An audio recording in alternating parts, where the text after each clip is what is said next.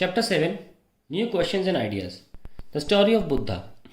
Siddhartha, also known as Gautam, the founder of Buddhism, was born about 2500 years ago. This was a time of rapid change in the lives of people. As you saw in chapter 6, some kings in the Mahajanpads were growing more powerful.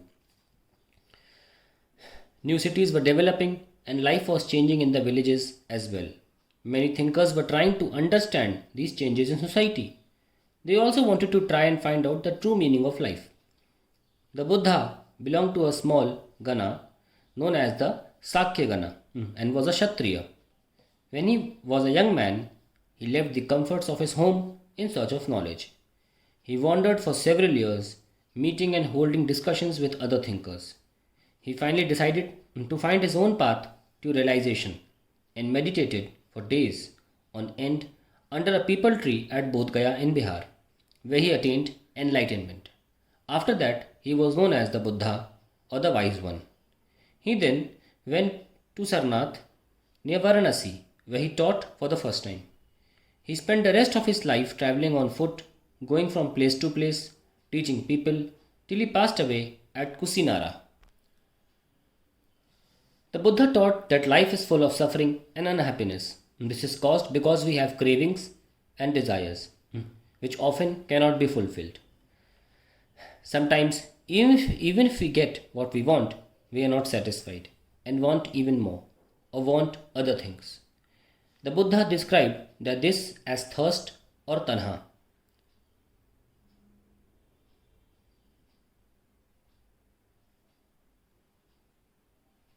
The Buddha described this as thirst or tanha. He taught that this constant crying could be removed.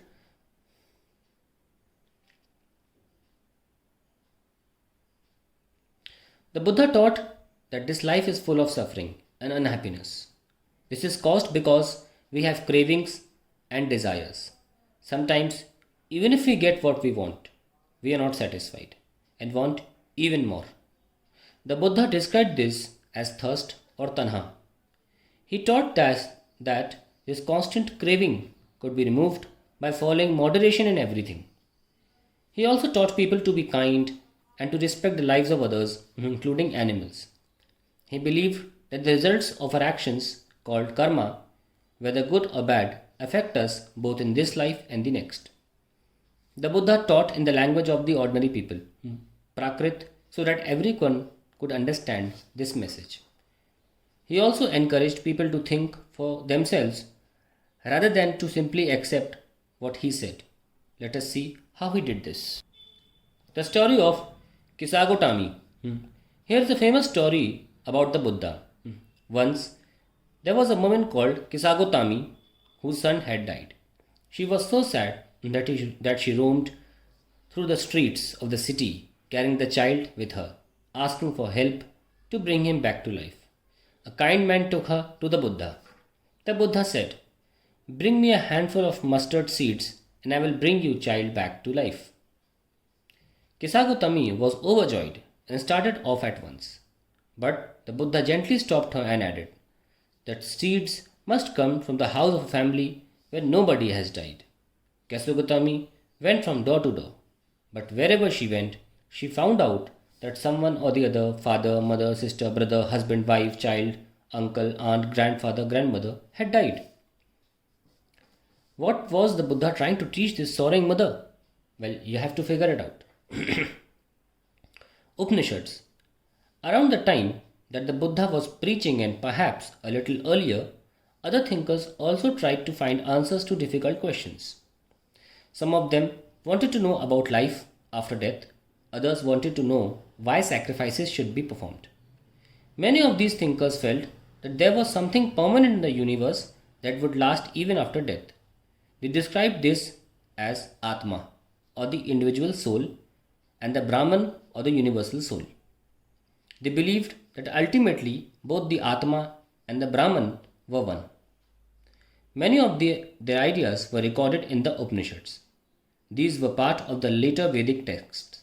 Upanishad literally meaning approaching and sitting near, and the text contained conversations between teachers and students.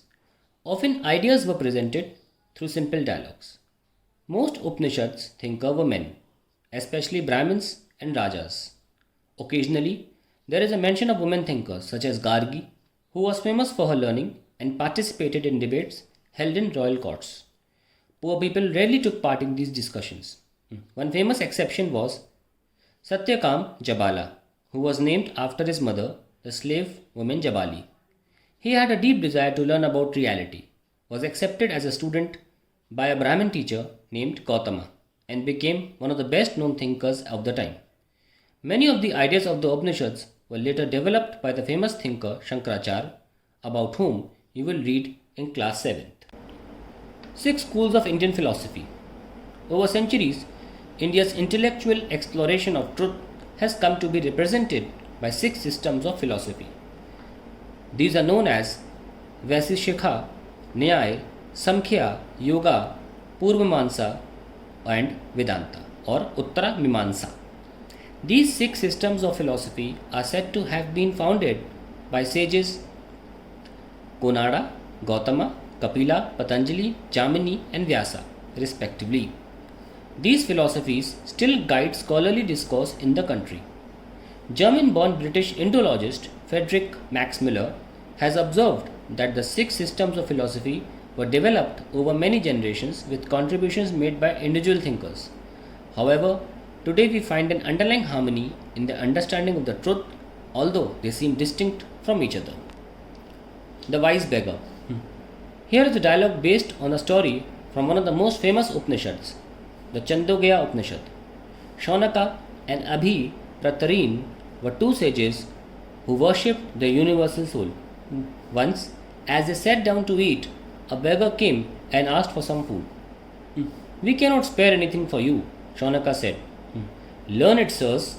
Whom do you worship?" The beggar asked. "We worship the universal soul." Abhi Pratarin replied, "Ah, it means that you know that the universal soul fills the entire world." Yes, we know that. The sages nodded. "If the universal soul fills the whole world, it fills me too. Who am I but a part of the world?" The beggar asked, "You speak the truth, O young Brahmin. Then, O sages, by not giving me food, you are actually denying food to the universal soul." The sages realized the truth of the what beggar said and shared their food with him. Panini, the grammarian. This was also the time when other scholars were at work. One of the most famous was Panini, who prepared a grammar for Sanskrit. He arranged the vowels and the consonants in a special order, and then used these to create formulae like those found in algebra. He used these to write down the rules of the language in short formulae, around 3,000 of them. Jainism. The last and 24th Tirthankara of the Jainas, Vardhaman Mahavira, also spread his message around this time, that is 2500 years ago. He was a Kshatriya prince of the Licchavis, a group that was a part of Vajji Sangh, about which you read in chapter 6. At the age of 30, he left home and went to live in forest. For 12 years, he led a hard and lonely life, at the end of which he attained enlightenment. He taught a simple doctrine: men and women who wish to know the truth must leave their homes. They must follow very strictly the rules of ahimsa, which means not hurting or killing living beings. All beings, said Mahira, long to live. To all things life is dear. Ordinary people could understand the teachings of Mahavira and his followers because they used Prakrit. There were several forms of Prakrit used in different parts of the country and named after the regions in which they were used. For example, the Prakrit spoken in Magad was known as Magadhi. Followers of Mahavira were also known as Jainas. Had to lead a very simple lives, begging for food. They had to be absolutely honest and were especially asked not to steal. Also, they had to observe celibacy, and men had to give up everything, including their clothes. Note that the word Jaina comes from the term Jina, means conquering. It was very difficult for most men and women to follow these strict rules. Nevertheless, thousands left their homes to learn and teach this new way of life. Many more remained behind and supported those who became monks, nuns, providing them with food. Jainism was supported mainly by traders, farmers who had to kill insects to protect their crops. found it more difficult to follow the rules. Over hundreds of years, Jainism spread to different parts of North India and to Gujarat, Tamil Nadu and Karnataka. The teachings of Mahavir and his followers were transmitted orally for several centuries. They were written down in the form in which they are presently available at a place called Valabhi in Gujarat about 1500 years ago, the Sangh. Both the Mahavir and Buddha felt that only those who left their homes could gain true knowledge. They arranged for them to stay together in Sangh, an association of those who left their homes. The rules made for the Buddhist Sangh were written down in a book called Vinaya Pitaka. From this, we note that there were separate branches for men and women. All men could join the Sangh. However, children had to take the permission of their parents and slaves that of their masters. Those who worked for the king had to take his permission and debtors that of creditors. Women had to take their husband's permission. Men and women who joined the Sangh led simple lives.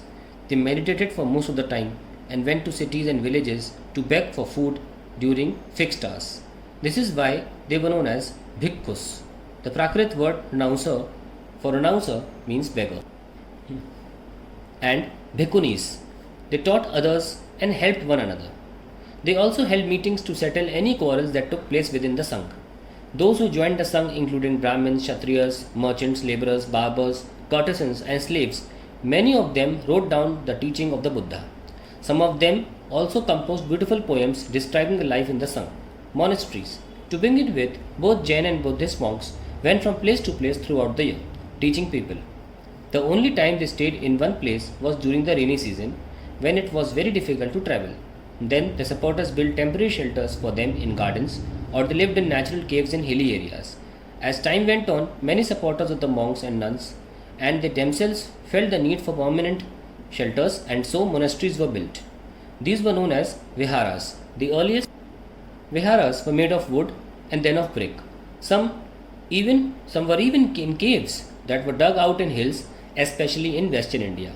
A Buddhist text tells us, just as the waters of rivers lose their names and separateness when they flow into the mighty ocean, so are the varna and the ranks and family forgotten when the followers of the Buddha join the order of monks. Very often, the land on which the vihara was built was denoted by a rich merchant or the landowner of the king. The local people came with gifts of food, clothing, and medicines for the monks and nuns. In return, they taught the people. Over the centuries, Buddhism spread to many parts of the subcontinent and beyond. You will learn about this in chapter 10. The system of ashrams. Around the time when Jainism and Buddhism were becoming popular, Brahmins developed a system of ashrams. Here, the word ashram does not mean a place where people live and meditate. It is used instead for a stage of life. 4 ashrams were recognized: Brahmacharya, Grihasth, Vanaprasth, and Samanyasa. Brahmin, Kshatriya, and Vaishya men were expected to lead simple lives and study the Vedas during the early years of their life, Brahmacharya. Then they had to marry and live as householders, Grihasth. Then they had to live in the forest and meditate, Vanaprasth. Finally, they had to give up everything and become sannyasis. The system of ashrams allowed men to spend some part of their lives in meditation. Generally, women were not allowed to study the Vedas and they had to follow the ashrams chosen by their husbands.